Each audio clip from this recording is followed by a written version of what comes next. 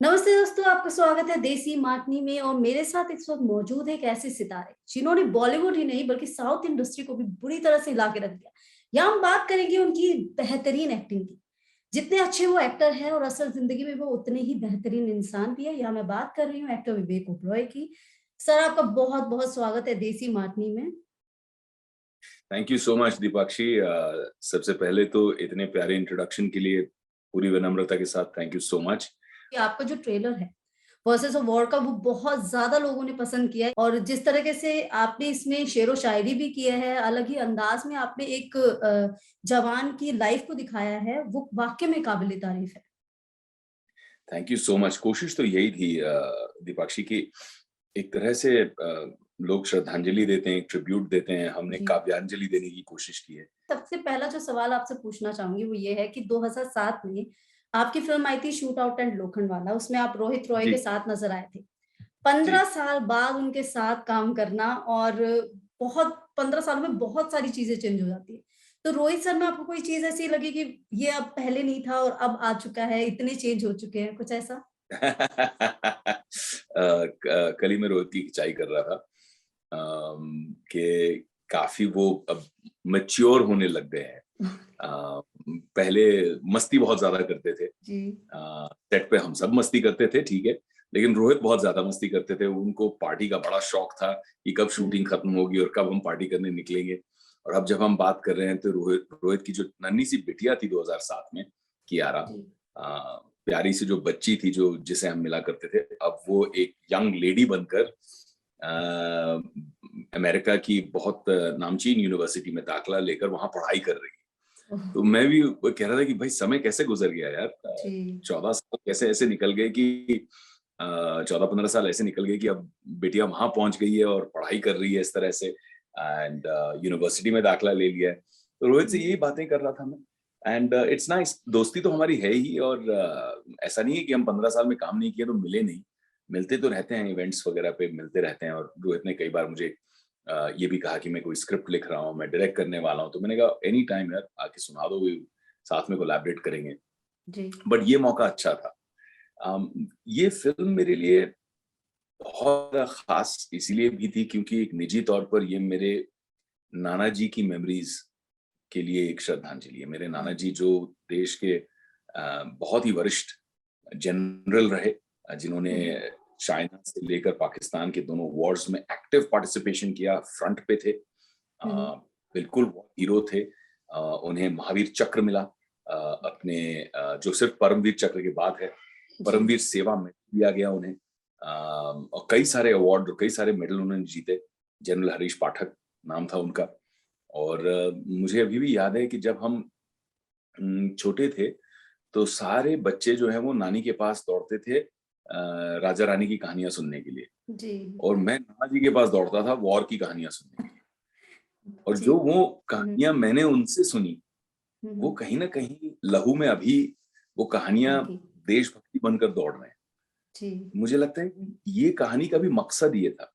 मैं आपके दर्शकों को भी ये कहना चाहूंगा कि हम देख लें ठीक है, बट बच्चों को जरूर दिखाएं, क्योंकि जी। किड्स को के अंदर जो एक वो देशभक्ति की भावना जागृत होना, वो इन्हीं कहानियों से होगी। वर्सेस ऑफ वॉर में आप शेर व शायरी करते हुए भी दिखाई दिए। तो सबसे फेवरेट आपकी शायरी कौन सी है सर, जो आप लोगों को आई थिंक सुनाना इसकी चाहेंगे? लाइनें तो बहुत सारी खूबसूरत हैं। एक छोटी लाइन जो मुझे बहुत पसंद है, जी। जो एक इंडियन आर्मी की जो माइंडसेट है, जो दृष्टिकोण है, वो दिखता है उसमें। जी। ईमान सुकून और इत्मीनान के साथ जाए, हम्म। ईमान सुकून और इत्मीनान के साथ जाए, जहां जाए मेरी तो शान के साथ शांत। जाए। बहुत वो बढ़िया मुझे सर। बहुत ये अच्छा लगा। सही में दिल छू लेने वाली शायरी है, बहुत ही, मतलब इसमें पूरा एक आर्मी पर्सन की जो पूरी एक तरीके से कहें जीवनी एकदम बिल्कुल डाली हुई है इस झलक शायरी उठती में। है, बिल्कुल जी। बिल्कुल। एक और लाइन मुझे जो बहुत पसंद है कि एक फौजी जब जीता है तो पूरी शिद्दत से जीता है, जी। और जब मरता है तो पूरी इज्जत से मरता है। एग्जैक्टली। उसे जिंदगी से बेइंतहा मोहब्बत होती है, और मौत से जुनून के हद तक इश्क। मैं नाना जी से पूछा करता था दीपाक्षी कि जी। जब चीनी ऊंचाई पर थे और यंग ऑफिसर बनकर उनको अपनी पलटन को लेकर उस ऊंचाई को, उस बेस को कैप्चर करना था। चीनियों के पास बेटर इक्विपमेंट था, बेटर बंदूकें थी। उस समय ठंड में हमारी बंदूकें जैम हो रही थी। जी। खाने के लिए कुछ चीजें थी नहीं। हमारे लोगों के पास जो पूड़ी आलू वगैरह डाल के उन्होंने छोटे से गोले बनाए थे, वो बर्फ में हार्ड बन गए थे, मतलब पत्थर की तरह हाँ, बन गए थे। जी सर। और पीने के लिए पानी नहीं, मतलब इतनी मुश्किलों में फिर भी वो जो डटकर उन्होंने अपनी पोजीशन को कैप्चर किया और होल्ड किया। तो मैं नाना जी से हमेशा पूछता था कि सामने से जब बंदूक की गोलियां चल रही हैं, नॉर्मली अगर आप बचपन से हम किसी खतरे की तरफ दौड़ते हैं तो माँ बोलती है, अरे अरे संभल लो। मत जा। कोई हाँ। दीपक से अगर उंगली जलने वाली है तो बोलते हैं, अरे अरे आग लग जल जाओगे, जल जाओगे। तो एक माइंडसेट रहता है बचाव का। जी। लेकिन वो माइंडसेट जो बचपन से अपने आप को बचाने का है, वो फिल्टर हटाकर सीना तान कर गोलियों की तरफ दौड़ना, जी। मतलब ये कौन से लोग होते हैं? ये क्या इनमें ये शक्ति कहाँ से आती है? आत्मीय शक्ति के सामने से गोलियां चल रही हैं और हम्म। देश के लिए वो सीना तान कर गोलियों की तरफ दौड़ते हैं। जी। वो चीज, वो जो जज्बा है, वो जज्बा मुझे लगता है कि कमाल का जज्बा है इंडियन आर्मी का। इतनी सारी भारतीय सेना पे फिल्में बनी है, जवानों पे फिल्में बनी हैं, लेकिन इस फिल्म में ऐसा क्या खास रहा जो आप इसकी तरफ अट्रैक्ट हुए और उसे करने के लिए पूरी तरह से अपने आप को एक माइंडसेट आपने तैयार किया? एक तो ये शॉर्ट फिल्म थी लेकिन इतना बड़ा स्केल था। तो मैं जी। प्रसाद कदम से हमेशा पूछता था कि बेटा तुम ये शूट कैसे करोगे? जी। सोच तो लिया इतना बड़ा, लेकिन शूट कैसे करोगे? Because hmm. शॉर्ट फिल्म को इतने बड़े स्केल पर बनाना वो काबिले तारीफ है। और दूसरी जो एक तेवर था इसमें, जी। मेजर भाटिया जो कैरेक्टर मैं प्ले करता हुँ, हूँ, हुँ। भाटिया साहब का जो एक तेवर था, एक एटीट्यूड था, मुझे बहुत पसंद आया। ये मैंने किसी फ़िल्म में देखी नहीं। और तीसरी बात की ये काव्यांजलि है, जी। जो एक एक कविता को लेकर, शेरो-शायराना अंदाज़ को लेकर जिस तरह से उन्होंने इस देशभक्ति की भावना को उसमें पिरोया है, वो मुझे बहुत पसंद आई बात। मुझे याद है दीपाक्षी की जी। कम से कम कई महीनों तक मुझे प्रसाद कदम जो हैं वो मैसेज कर रहे थे। मैं परेशान हो गया, मैंने कहा किसने दे दिया इसको मेरा नंबर? कॉन्स्टेंटली मुझे मैसेज कर रहा है कि आपको ये फ़िल्म करनी है, शॉर्ट फ़िल्म। मैंने कहा यार अभी तो ये लॉकडाउन खत्म हो गया है। पूरी जो हुँ। पुरानी बैकलॉग है फ़िल्मों की वो पहले शूट करनी है, इतनी सारी ज़िम्मेदारियाँ हैं। इसके बीच में शॉर्ट फ़िल्म के लिए किसके पास टाइम है? तो मैं सोच जी। ही नहीं रहा था, ये मेरी पहली शॉर्ट फ़िल्म। तो उसने इतना परेशान किया मुझे कि एक बार पढ़ लो सर, एक बार पढ़ लो। मैं कुछ भी हार जाऊँगा अगर आपको पसंद नहीं आएगी फ़िल्म, तो एक बार पढ़ लो बस। और मैं चाहता हूँ कि आप ही करो, मैंने आपके लिए जी। लिखी है, आपको मन में सोच के रखा है सर, आपके लिए लिखी है। मैं कहा इतना कह रहा है। एक दिन रात के 1:30 बजे पैकअप के बाद, शूट के बाद मैंने उसकी स्क्रिप्ट खोली और जो पढ़ा, आँखों से आँसू आने लग गए। जैसे नीर बहने लग गया आँसू से। मैं इतना इमोशनल हुआ, रात के 2 बजे मैंने उसको फ़ोन किया, वो बेचारा सो रहा था। रात के 2 बजे मैंने उसको उठाया, मैंने कहा प्रसाद कदम? बोलते हाँ जी। मैं आपकी फ़िल्म कर रहा हूँ। Sir really? मैंने बोला हाँ, मैं आपकी फ़िल्म कर रहा हूँ, अभी रात के 2 बज रहे हैं, आप बस ये कहना चाहता था मैं आपको, अब सो जाओ, कल बात करेंगे, मैं आपकी फ़िल्म कर रहा हूँ। जी, इस वक़्त बॉलीवुड से ज़्यादा साउथ की फ़िल्में जो है वो धमाल मचा रही है। आप खुद एक सा मतलब कई सारी साउथ फ़िल्मों में भी नज़र आ चुके हैं, विलेन के तौर पे भी नज़र आ चुके हैं। आगे अगर आपको कोई साउथ मूवी करने का मौका मिला तो आप करना चाहेंगे और मतलब क्या किरदार आप निभाना चाहेंगे इसमें? दिपाक्षी, मेरा एक शौक था कि मुझे चारों भाषाओं में जी। जितने दिग्गज कलाकार हैं साउथ के, जी। वो चारों भाषाओं में मुझे एक फ़िल्म तो उनके साथ करनी है। जी। तो वो जो शौक था मेरा, मैंने एक लगभग एक ही साल के विंडो के अंदर-अंदर 4 फ़िल्में करी। जी। तमिल कर ली, तेलुगु कर ली, मलयालम कर ली, कन्नड़ा कर ली। और चारों की चारों बहुत एप्रिशिएट हुई, बहुत मुझे कई अवार्ड मिले हुँ। मेरे काम के लिए, तो मुझे बहुत अच्छा लगा। क्योंकि जी। भाषा ना जानते हुए भी उस भाषा को समझना, उनका जो कल्चरल कॉन्टेक्स्ट है, हुँ, हुँ। उस संस्कृति को समझना, उस कॉन्टेक्स्ट को समझना कि भई नॉर्थ में इस तरह से होता है, साउथ में इस तरह से होता है। साउथ में भी इतनी विभिन्न तरीके की सोच है अलग-अलग, और अलग-अलग संस्कृति है। तो उसमें भी अपने आप को बैठाना, तमिल के अलग अंदाज होते हैं, तेलुगु के अलग होते हैं, जी। तो उसमें करने में बड़ा मजा आया मुझे, एज अ चैलेंज लगा एज एन एक्टर। हम्म। तो वो जो एक सीखने का विंडो था मैंने कंप्लीट किया।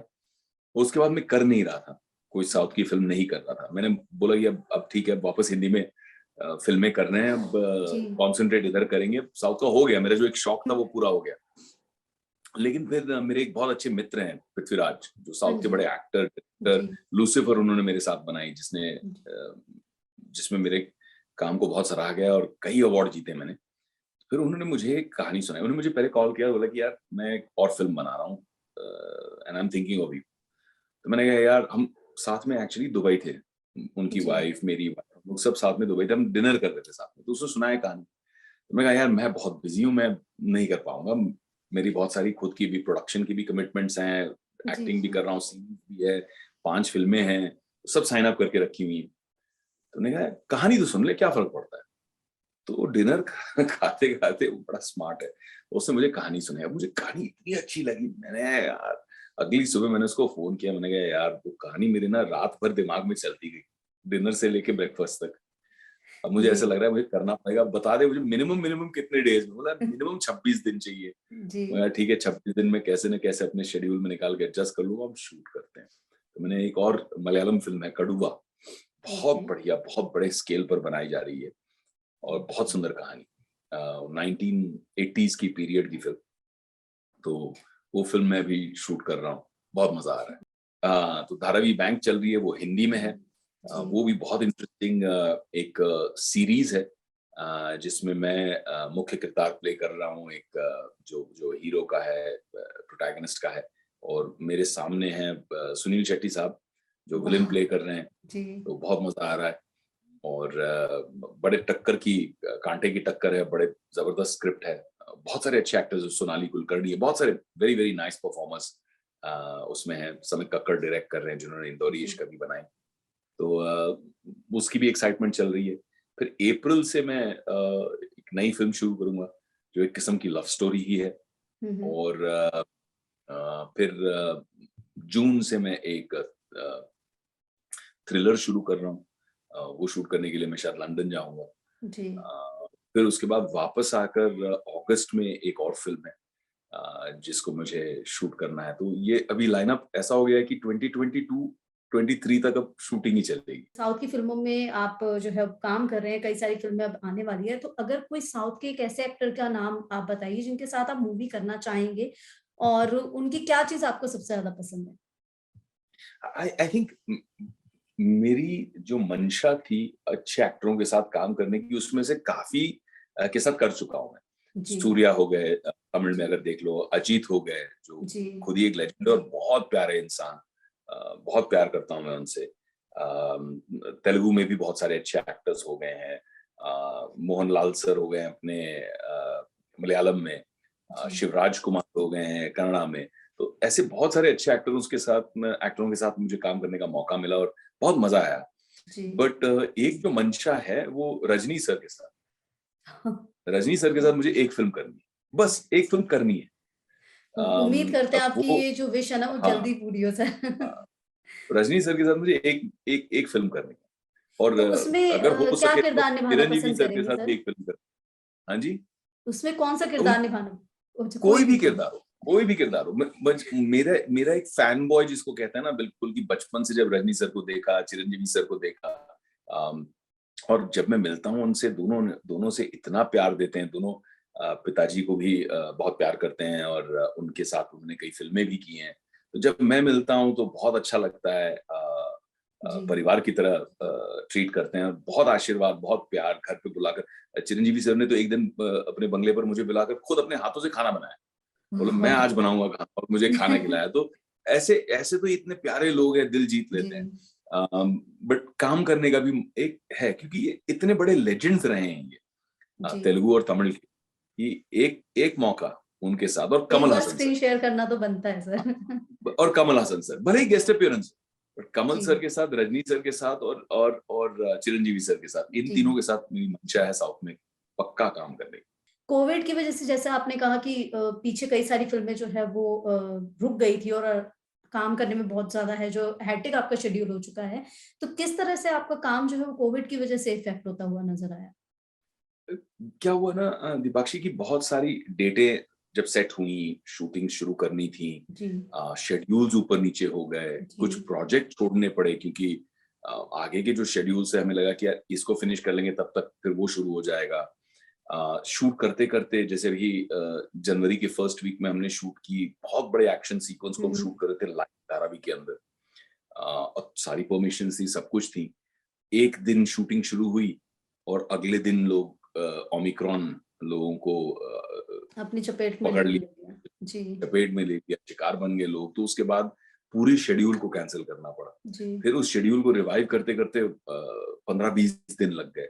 अब वो हुँ, 15-20 दिन की जो शूटिंग खराब हुई है, वो 15-20 हुँ, दिन की शूटिंग के लिए हमें बाकी के जितने आगे के शूट्स थे, उन सबको आगे-पीछे करना पड़ा। तो जी, ये सारी जो कवरिंग अप है, जो-जो मुझे काम जनवरी में फिनिश करना पड़ रहा था, करना था ओरिजिनली, वो काम अब मैं मार्च में फिनिश कर पाऊँगा। जी। तो ये इस तरह की जब भी एक वेव आ जाती है, लहर आ जाती है, तो आपकी जो शेड्यूल्स हैं वो बहुत ऊपर-नीचे हो जाते हैं। अगर आपकी बात करें अलग-अलग किरदारों की ये जो है वो मैं आपसे एक लास्ट सवाल पूछना चाहूँगी जो मेरा फ़ेवरेट है। आपने साथिया फ़िल्म में भी बहुत अच्छे से एक रोमांटिक हीरो का एक चॉकलेटी बॉय आप उसमें नज़र आए थे। उसके बाद विवेगम में आप एक विलेन के तौर पर दिखाई दिए। अब एक इंडियन जो है वो सोल्जर के तौर पर आप नज़र आए। आपका सबसे फ़ेवरेट किरदार कौन-सा है जिसे आप करके बहुत ज़्यादा खुश हुए और आपको एक मतलब जैसे होता है ना कि शूट खत्म होने के बाद लगा कि ये रोल मेरी लाइफ का अब तक का सबसे अच्छा रोल था, तो वो कौन-सा आपका रोल रहा है? मुझे ऐसा लगता है कि एक बतौर एक्टर ऐसा कहना बड़ा मुश्किल होता है। जी, आपको ये पक्का पता होता है कि कौन-सी फ़िल्मों में आपने अच्छा काम नहीं किया है या कौन-सी फ़िल्में आपके लिए बड़ी बड़ी बुरी एक्सपीरियंस रही हैं, कि जी, यार ये वापस दोबारा नहीं करना। जी, बट कौन-सी अच्छी रही हैं और कैसा कनेक्ट बना, जैसे साथिया की आपने बात की, तो साथिया में मुझे ऐसा लग रहा था कि मैं एक्टिंग ही नहीं कर रहा हूँ। साथिया में उस किरदार से, आदित्य सहगल से मेरी इतनी कनेक्ट बन चुकी थी, कि मुझे ऐसा लग रहा था कि वो तो मैं ही हूँ। जी, बिकॉज़ अ, एक्चुअल ज़िंदगी में भी ऐसा ही हूँ मैं। जी, और थोड़ा-सा आदि जैसा मस्ती, थोड़ी-सी पागलपन, थोड़ा-सा रोमांस, कुछ क्रेज़ीनेस, जो रोमांस की पागलपन होती है, जैसे कि वो कहती है जब सुहानी की, "तुमने ऐसा क्यों कहा कि मैं तुमसे शादी करने वाली हूँ?" जी। कहता है, "अरे! मैंने ऐसा कब कहा कि मैं तुमसे कि तुम मुझसे शादी करने वाली हो? मैंने तो सिर्फ़ ये कहा कि मैं तुमसे शादी करने वाला हूँ।" तो तो ये टाइप का जो एक पागलपन है, जो एक मैडनेस है और क्यूटनेस है, ये लाइफ में हमेशा रही है, एक रोमांस हमेशा लाइफ में रहा है। और जब मैं फ़िल्मों की बात करूँ तो सबसे अज़ीज़ अगर कोई फ़िल्म मेरी है, तो आई थिंक वो मेरे लिए मेरा पहला प्यार, मेरी पहली पिक्चर कंपनी। क्योंकि उसके साथ बहुत इतनी मेमोरीज़ जुड़ी हुई हैं। Seriously sir. वो पहली दिन जब मैं शूट पे गया और अजय जो एक बिल्कुल, अब तो बिल्कुल बड़े भाई की तरह हैं, लेकिन तब मेरे लिए तो सुपरस्टार अजय देवगन सामने बैठे हैं और जी। पहली फ़िल्म में ऐसे हाथ पीछे रख के एटीट्यूड देके जी, उनको मतलब सामने-सामने टक्कर लेनी है पहले दिन, शूटिंग के पहले हुँ, दिन। अरे! अम, राम गोपाल वर्मा साहब, उनका पूरा सेटअप, उस सेटअप के अंदर आप एक पूरा इतना बड़ा रिस्पॉन्सिबिलिटी आपको दी गई है। जी। तो वो सारी मेमोरीज़, वो पहली बार अपने फेस को इतने बड़े होर्डिंग पे देखना, मुझे आज भी याद है कि जिस दिन होर्डिंग लग रही थी, मुझे सिर्फ़ इतना इन्फॉर्मेशन दी गई थी कि आज रात को 12 बजे से, क्योंकि रात को लगाते हैं ना होर्डिंग्स, जी, वो जी, जी। ताकि लोग सुबह देख पाएँ। तो रात को 12-1 बजे होर्डिंग लग रही थी और जैसे-जैसे होर्डिंग लगने का समय होता है, उसको 1-2 घंटे लगते हैं तैयार करने में, जी। तो पूरा फ़ोल्ड होता है। तो जैसे बड़ा इतना बड़ा होर्डिंग लग रही थी जूह सर्कल पर, मुझे आज भी याद है कि मैं वहाँ पे नीचे खड़ा था, वैसे देख रहा था ऊपर कि मेरी होर्डिंग लगी है। कैसे लगेगा? क्या होगा? इमेज कैसा हाँ, होगा मेरा? तो वो सारी इतनी सारी बातें याद है अभी भी कि एज़ एन एक्टर वो पहले जो एक्सपीरियंसेस रहे वो सारी कंपनी से जुड़े हैं। मतलब वो मोमेंट जो है वो कहते हैं ना फर्स्ट टाइम जो वो मोमेंट रहा वो आप कभी आपके दिमाग से या फिर आपकी लाइफ से कभी फेड नहीं हो सकता। 12 अप्रैल को शायद कंपनी रिलीज़ हुई थी और हम उसी संडे को, फ्राइडे को रिलीज़ हुई थी और उसी संडे को हम शूट कर रहे थे साथिया का एक सीन, जी, जहाँ गेटी गैलेक्सी थिएटर्स जानती होंगी आप। तो वहाँ गेटी गैलेक्सी थिएटर के बिल्कुल बगल में एक रेलवे क्रॉसिंग है और सुहानी क्रॉस करके गुस्से में जा क्या रही है और मैं उसे पीछे-पीछे दौड़ रहा हूँ, "सुहानी मेरी बात तो सुन लो सुहानी।" सो चेज़ कर रहा हूँ। अ, तो नॉर्मल तो हम जब शूट करते थे तो सिर्फ रानी के लिए एक सिक्योरिटी वाला होता था। हमें कौन जानता है कौन सिक्योरिटी, क्या सिक्योरिटी। और पहले जैसे ही अभी अभी जैसे चीजें वायरल हो जाती है, मोबाइल फोन इंटरनेट, हम्म। ऐसा तो था नहीं उस समय। जी। तो कंपनी रिलीज हुई और संडे के दिन मैं शूटिंग कर रहा था, और मेरा जो ये एक अनुभव है कि मुझे सडनली किसी ने क्राउड से चिल्लाया। दोपहर के 12-1 बज रहे थे, सुबह से शूटिंग चल रही थी। "ए चंदू भाई", जो कैरेक्टर का नाम था मेरा। मैं ऐसे हम्म। देखने लग गया, ये किसने पहचाना? मैंने किसने उसको बोला? हाय किया, बड़ा खुश हो गया, अरे मुझे किसी ने जी। पहचाना। जी। तो बोला, "अरे आपकी पिक्चर अभी देख के आ रहे हैं हम लोग गेटी गैलेक्सी में। क्या जी। काम किया है?" फिर डायलॉग बोले, "तू और तेरी कंपनी खलास।" तो मैं भी बहुत खुश हो गया, "अरे thank you brother, thank you यार।" धीरे-धीरे 10, 20, 30, 40, 100, बैठे-बैठे 1000, 2000 लोग आने लग गए और चंदू चंदू चिल्लाने लगे। शूटिंग वालों भी को भी संभाला नहीं जा रहा था। तो रानी को उन्होंने अपनी गाड़ी में बैठा के सेट से निकाला, फिर मुझे एक मेकअप वैन के अंदर बंद कर दिया कि रुक जाओ। अब उस मेकअप वैन को घेर लिया लोगों ने। जी। अब जब 1000, 2000 लोग घेर चुके उस मेकअप वैन को, मुझे बाहर निकलने का तरीका कोई नहीं, शूटिंग रद्द हो गई। ये क्रेज हो गया, सब चंदू चंदू चिल्ला रहे हैं, हम्म। भाई भाग लो देखना है, ये वो वगैरह वगैरह, एक डायलॉग डायलॉग, ये सब चल रहा है। और मुझे याद है कि शाद अली जो मेरे मित्र भी हैं, डायरेक्टर भी हैं, उन्होंने पुलिस को बुलाया। हम्म। पुलिस को बाकायदा आना पड़ा अपनी नीली सी वैन लेकर, और मुजरिम की तरह मुझे पकड़कर वैन में डालना पड़ा और उधर से निकालने के लिए। और जब वो वैन में डाल रहे थे तो मुझे शाद ने गले लगाया और बोला, यार ये देख, तेरे लिए आए हैं सब। मैं ये देख क्या रहा कर हूँ ऐसे, दिया? कंफ्यूज था कि ये क्या हो रहा है। बोला, तू स्टार बन गया मेरे भाई। जी। कुछ अजीब ही फीलिंग थी वो। एक पुलिस वैन में बैठ के मैं बाहर निकल रहा हूँ और पीछे देख रहा हूँ तो इतने लोग मेरा नाम चिल्ला रहे हैं और जी। मैं स्टार बन गया हूँ। मुझे जी। ऐसे लोग इतना प्यार दे रहे हैं। तो ये सारी जो मेमोरीज हैं, ये बहुत अजीज है, मेरे दिल के बहुत करीब, और इसलिए बहुत शुक्रगुजार हूँ। Thank you so much sir, thank you so much. आप देसी मार्टिनी के साथ जुड़े। मैं तो उम्मीद करती हूँ कि आप जो है लगातार इस तरह से आपकी जो ब्यूटीफुल जर्नी जो है वो कंटिन्यू रहे, और हमारा जो बातचीत का सिलसिला है वो भी इसी तरह से लगातार बढ़ता है। Thank you so thank much you sir. So much Deepakshi.